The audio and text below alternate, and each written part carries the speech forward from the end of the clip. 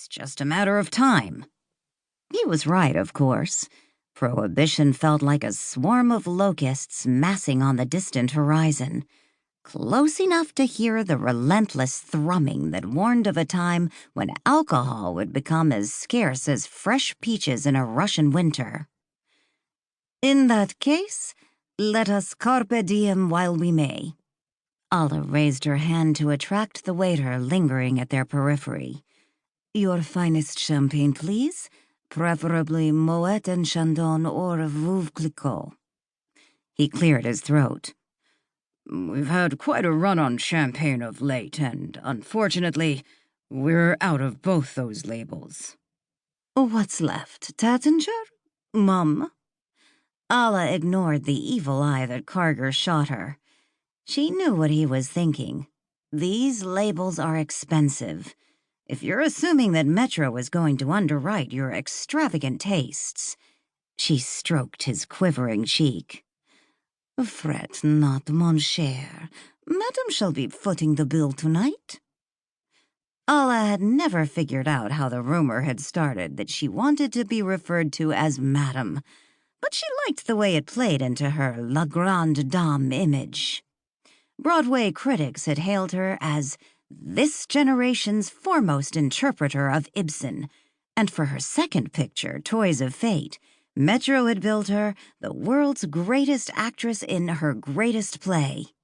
Somewhere in between Broadway's theaters and Hollywood's filming stages, Alla had become Madame, and every time someone called her that, she would quietly chuckle to herself and wonder what her monstrous, bellowing Cossack of a father would make of it.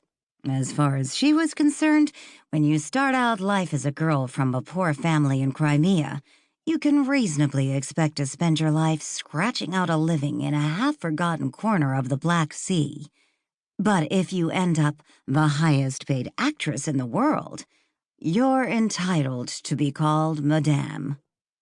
Karger's shoulders melted at the news that he would not have to part with any of his precious money. In all fairness, he was already handing over 13 grand a week to have Alla emote in his photo plays. The least she could do was buy a few bottles of Laurent Perrier, which was the best champagne left in the ship cafe cellar. With the matter of refreshments settled, Alla ordered enough salmon mousse on Melba toast to feed the extras on a D.W. Griffith extravaganza.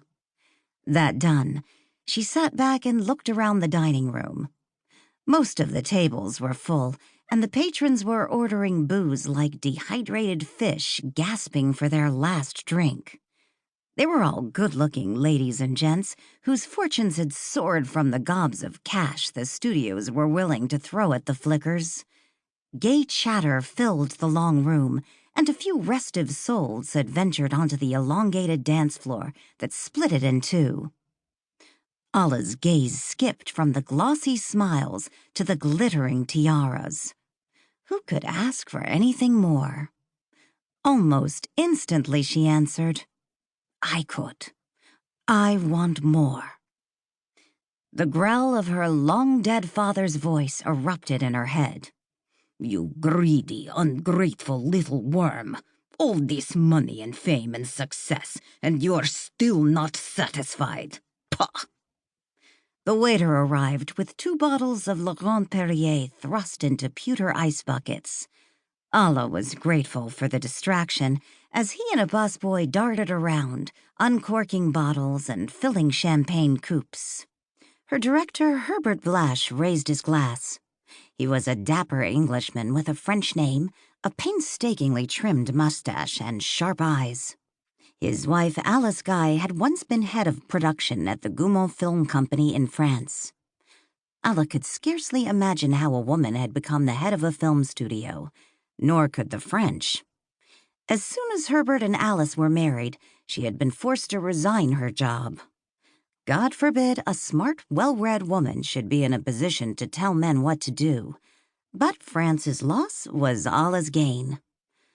A toast, if I may, Herbert declared.